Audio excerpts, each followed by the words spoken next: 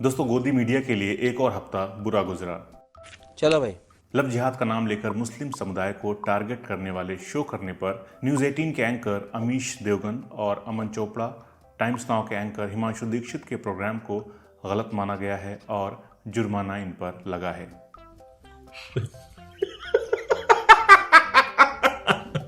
News broadcasting and digital standard authority यानी कि NBDSA ने 3 चैनलों पर दिखाए गए नफरती शो पर एक्शन लिया है। जुर्माने के साथ साथ वीडियो हटाने का निर्देश भी दिया गया है। इनमें एंकर गुल्लू यानी अमीश देवगन, चमन चोपड़ा और तिहाड़ी के नाम से मशहूर सुधीर चौधरी के शो शामिल हैं। हम डिस्कशन में अभी हैं। श्रद्धा वालकर केस और रामनवमी वायलेंस पर दिखाए गए शो के लिए टाइम्स नाउ नव भारत पर 1 लाख और न्यूज 18 इंडिया पर 50,000 का जुर्माना लगाया गया है। आज तक को चेतावनी दी गई है।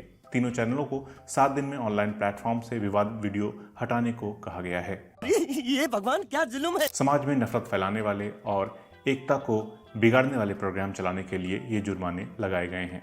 जुर्माना लगाने वाले हैं NBDSA के प्रेसिडेंट और सुप्रीम कोर्ट के पूर्व जस्टिस AK सीकरी। आप में से कई लोगों ने ध्रुव राठी का वीडियो देखा होगा, जिसमें वो गिनाते हैं कि कैसे हमारा देश एक तानाशाही देश में बदलता जा रहा है। अपनी बात को मजबूती से रखने के लिए राठी ने फैक्ट्स भी दिए हैं, लेकिन गोदी मीडिया को ये बात पसंद नहीं आई तो वो रोने लगे। सबसे पहले देखिए इस अमन चोपड़ा नामक एंकर को। पहले तो इसने ध्रुव राठी का कंपैरिजन ध्रुव जुरेल से करने की नाकाम कोशिश की। आज पूरे देश में 23 साल के क्रिकेटर ध्रुव जुरेल की चर्चा हो रही है, लेकिन आज देश में एक और ध्रुव की भी चर्चा हो रही है। देश विरोधियों और चीन के पेरोल पर काम करने वाले गैंग के लिए यह ध्रुव तारा इन दिनों आंखों का तारा बना हुआ है। इसके बाद भी बात नहीं बनी तो भाई साहब रोने लगे। किसी को भी आलोचना के नाम पर डिक्टेटर कहने की आजादी देने वाला डिक्टेटर, देश ना झुके इसलिए खुद झुक जाने वाला व्यक्ति डिक्टेटर। चमन चोपड़ा ने शो कर दिया तो अब इस गोदी एंकर को देखिए, सुशांत सिन्हा को, जो ध्रुव राठी के वीडियोस को ना देखने की सलाह दे रहा है और कह रहा है कि वो विदेश में बैठकर अंडबंड वीडियो बनाता है। अभी इंसान ध्रुव राठी के विदेश में बैठने से परेशान है कि इसके आका के लिए बोली गई बातें इसे पसंद नहीं आई, इसलिए डिफेंड करने चले आए। और चाचा, अगर ये अनबंड है तो फिर ये क्या है? इस वीडियो को टैंपरिंग का वीडियो कहना मुझे तो उचित नहीं लगता, क्योंकि अगर वो सिर्फ 8 कागज पर लिखते दिखते तब समझ में आता कि ये टैंपरिंग हो रही है। इसके अलावा अगर आपने गौर किया हो तो पिछले कुछ दिनों से गोदी मीडिया एक मुद्दे को खूब जोर शोर से उछालने में लगा हुआ है, जो है वेस्ट बंगाल के एक छोटे से गांव संदेश खाली के बारे में। कुछ दिनों पहले संदेश खाली नाम के गांव को कोई जानता भी नहीं था, लेकिन अब सबकी जुबान पर है।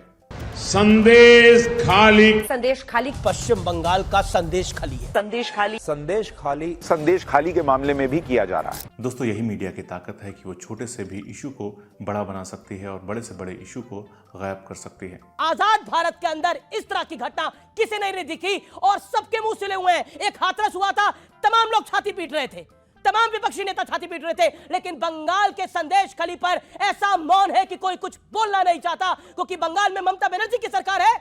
शर्मिंदगी की प्रकाष्ठा हुई है संदेश खाली के अंदर। जियान है आप। आइए इस वीडियो में समझ लेते हैं संदेश खाली का मुद्दा गोदी एंकर्स क्यों उठा रहे हैं और इस बात में कितनी सच्चाई है कि ममता दीदी वेस्ट बंगाल में बांग्लादेशी मुसलमानों को बसा रही हैं और तेजी से वेस्ट बंगाल में हिंदुओं के मुकाबले मुसलमानों की आबादी बढ़ रही है। और जानते हैं कि कैसे ये गोदी एंकर्स सत्ता के पक्ष में माहौल सेट करते हैं। तो सबसे पहले बात करते हैं संदेश खाली का मुद्दा है क्या। तो 5 जनवरी की सुबह को ED की एक टीम TMC के नेता शाहजहां शेख के घर पर रेड करने जा रही थी, लेकिन उस कार को बीच रास्ते में ही रोक लिया गया और उन पर हमला कर दिया गया। इस हमले में ED के अफसरों को गंभीर चोटें आईं और अधिकारी शाहजहां शेख के घर पर रेड नहीं कर पाए। और उसी दिन के बाद से शेख साहब कहीं फरार हो गए थे, बाद में पुलिस के हत्थे चढ़े और गिरफ्तार हुए हैं। इनके नाम पर लगभग 3 दर्जन FIR हुए हैं। कभी ड्राइवरी करने वाला ये शख्स अपने चाचा की उंगली पकड़कर राजनीति में आया और लोगों का आरोप है कि गुंडागर्दी करता है, TMC का नेता है। आदिवासी महिलाओं का आरोप है कि उनका यौन शोषण भी किया गया है, उनकी जमीनें छीनी गई हैं, वहां पर फिश फार्म बनवा दिया गया है। ED का कहना है कि इसने राशन स्कैम किया है और BJP का कहना है कि पुलिस और ममता बनर्जी इसे बचा रहे हैं और दीदी से राज्य संभल नहीं रहा है। मोदी जी ने 1 मार्च को रैली की और ममता बनर्जी पर निशाना साधा। TMC ने घोटाले और भ्रष्टाचार के लिए कोई क्षेत्र छोड़ा नहीं है। और फिर तो इस स्टोरी में BJP के लिए एक बड़ा फेवरेट उनका एंगल भी है। तो फिर से अस वर्सेस देम वाली फीलिंग को जगाने का मौका मिला। इस स्टोरी में आरोपी मुसलमान है और जहां की यह घटना है उस राज्य में बीजेपी की सरकार नहीं है, तो गोदी मीडिया के एंकर्स टूट पड़े इस पर। ममता बनर्जी इस पर जो जवाब दे रही है वो उनका वही पुराना तरीका है कि सब कुछ बीजेपी पर डाल दो। साथ ही साथ लोकसभा का चुनाव करीब है। पश्चिम बंगाल में लोकसभा की 42 सीटें हैं। यहाँ पर बीजेपी 2019 में 18 सीट्स जीती थी और इस बार और जीतना चाहेगी। इसलिए इस मुद्दे को गोदी मीडिया का इस्तेमाल करके जोरों शोरों से पॉलिटिसाइज किया जा रहा है। और पॉलिटिसाइज ऐसा मैं इसलिए बोल रहा हूँ क्योंकि एक तरफ ममता बहन जी ये बोल रही हैं कि ये सब आरएसएस के द्वारा षड्यंत्र रचा जा रहा है ताकि संदेश खाली में माहौल खराब किया जा सके। दूसरी तरफ महीनों तक मणिपुर जलता रहा, मोदी वहां तो नहीं गए, औरतों के साथ वहां भी अन्याय हो रहा था, लेकिन तब ईरानी जी के कान पर जूं तक नहीं रेंगी और ट्राइबल्स को तो वहां भी नुकसान पहुंचाया जा रहा था। तब नेशनल शेड्यूल कास्ट कमीशन वालों ने प्रेसिडेंट रूल लगाने की मांग मणिपुर में क्यों नहीं करी। ये सही भी है कि बंगाल में बीजेपी की सरकार नहीं है और मन मुताबिक धर्म का आरोपी भी मिल गया है, तो बीजेपी के लिए तो सोने पर सुहागा जैसा है ही। अब आते हैं मूल सवाल पर कि इस तरह के अपराध के आरोपी को तो सजा मिलनी ही चाहिए और कोर्ट, पुलिस, एडमिनिस्ट्रेशन अपना काम कर रहा है। इस तरह के अपराधियों की असली जगह जेल ही है, लेकिन सवाल ये उठता है कि क्या बाकी जो घटनाएं होती हैं उनको भी इसी तरह की कवरेज मिलती है, इसी तरह उन पर मीडिया में डिबेट्स होती हैं, डिस्कशन होता है। आइए देख लेते हैं फरवरी में ऐसी और कौन सी घटनाएं हुई जिस पर गुल्लू और तिहाड़ी जैसे एंकर्स चुप रहे लेकिन संदेश खाली पर बोले।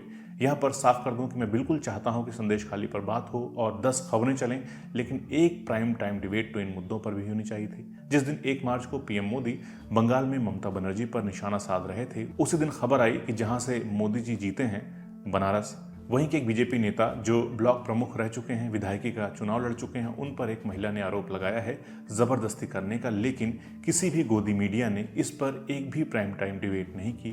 किसी ने मोदी जी को या योगी जी को गलत ठहराया नहीं। क्यों नहीं? खबर में तो साफ साफ लिखा है कि ये शख्स बीजेपी का नेता है, तो पार्टी के बड़े लोगों को क्यों जिम्मेदार नहीं ठहराया जा रहा है। मैं फिर कह रहा हूं कि संदेश खाली का शाहजहां शेख दोषी निकलता है तो उसे कठोरतम सजा होनी चाहिए, 10 प्राइम टाइम डिबेट्स होनी चाहिए, लेकिन बनारस के इस बीजेपी नेता पर भी तो एक आध खबर हो, पार्टी के बड़े नेताओं पर सवाल हो, और वो क्यों नहीं हो रहा है। अभी 2-2.5 महीने पहले ही उत्तर प्रदेश के बीजेपी एमएलए राम दुलार गोंड को 25 साल की सजा हुई है, लेकिन क्या सोनभद्र जाकर मोदी जी ने योगी जी पर निशाना साधा। चलिए यूपी छोड़िए, वेस्ट बंगाल चलते हैं। वहां पर एक लोकल बीजेपी लीडर है सब्यसाची घोष, जो 25 फरवरी को वेस्ट बंगाल के हावड़ा में सेक्स रैकेट चलाता हुआ पकड़ा गया, जिसमें 2 बच्चियां माइनर थीं, यानी कि 18 साल से कम उम्र थी उनकी।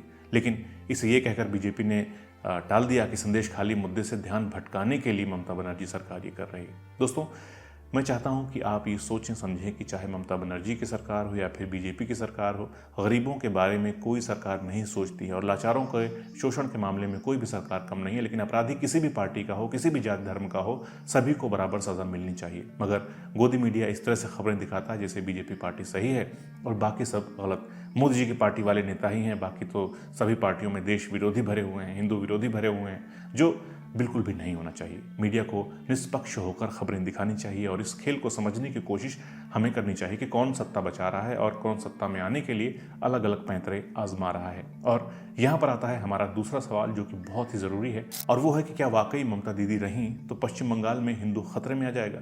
आज़ादी के बाद से वेस्ट बंगाल में कितनी बढ़ी है मुस्लिमों की आबादी, इसे देखने का सबसे आसान और ऑफिशियल तरीका है पॉपुलेशन सेंसस को देखा जाए। जनगणना को देखेंगे तो हमें मालूम हो जाएगा कि किसकी कितनी आबादी थी, कितनी बढ़ी है और कितनी घटी है।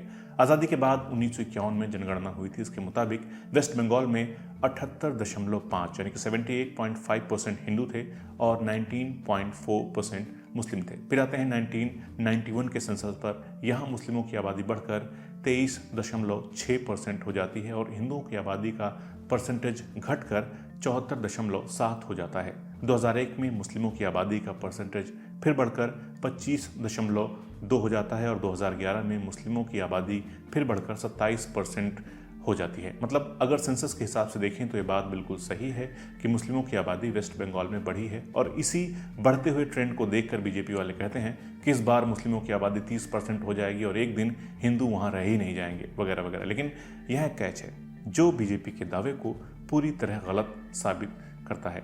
हम सब जानते हैं कि जब 2 लोग मिलकर 2 बच्चों को जन्म देते हैं तो वो दुनिया में एक तरह से अपना रिप्लेसमेंट छोड़कर जाते हैं, जिससे आबादी बढ़ती नहीं है। 2 लोग इस दुनिया से जाएंगे और 2 लोग उनकी जगह ले लेंगे। लेकिन अगर 2 लोग मिलकर 2 से ज़्यादा बच्चे पैदा करते हैं तो इससे आबादी बढ़ती है।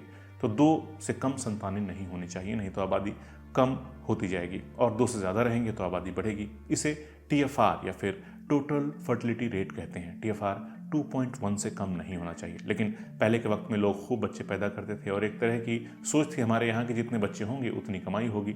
कोई कॉन्ट्रासेप्टिव मेजर्स भी नहीं लेते थे, खासकर गरीब और कम पढ़े लिखे लोग। इससे आबादी तेज़ी से बढ़ती गई। लेकिन अब लोगों को लगने लगा है कि जितने कम बच्चे होंगे उतनी अच्छी परवरिश उसे वो दे पाएंगे। इसी का नतीजा है कि पूरे देश में TFR में टोटल फर्टिलिटी रेट में कमी आई है और वो 2.0 के आसपास है। मगर वेस्ट बंगाल में भी फर्टिलिटी रेट में बहुत ज़्यादा कमी आई है। Office of registrar general census commissioner के मुताबिक वेस्ट बंगाल में TFR घटकर 1.4 के आसपास पहुंच गई है, जो कि चिंताजनक है। और पूरे देश में सबसे कम TFR कोलकाता शहर का है। इससे मालूम चलता है कि अभी तक का ट्रेंड चाहे जो रहा हो, लेकिन ऐसा कहना कोरी बकवास है कि पश्चिम बंगाल में मुस्लिमों की आबादी हिंदुओं से ज़्यादा हो जाएगी या फिर हिंदू खतरे में हैं। और सरकार को चाहिए कि वो जनगणना जल्द से जल्द कराए। 2021 में चलो कोरोना की वजह से नहीं कराई गई जनगणना, लेकिन अब क्या समस्या हो रही है? जनगणना कराओ और सच्चाई खुद जान जाओ, लेकिन जनगणना न कराने में जब फायदा हो रहा हो तो जनगणना कौन कराए? और इस बढ़ती आबादी की बकवास को बीजेपी के नेता और गोदी मीडिया वाले फैलाते रहते हैं। तो दोस्तों, गोदी मीडिया के इस जाल में मत फंसिए। टीवी कम देखिए, किताबें ज़्यादा पढ़िए, समाज में प्यार मोहब्बत फैलाइए। प्रण कीजिए कि आप नफरत नहीं फैलाएंगे। हम और आप चाहेंगे तो इस देश में फैल रही कट्टरता को रोक सकते हैं, साथ मिलकर। दोस्तों के साथ वीडियो शेयर जरूर कीजिए, स्टेटस पर लगाइए, व्हाट्सएप ग्रुप्स पर भेजिए। कुछ कहना चाहते हैं तो कमेंट कर दीजिए। जल्द मिलते हैं एक नए वीडियो के साथ। नमस्कार।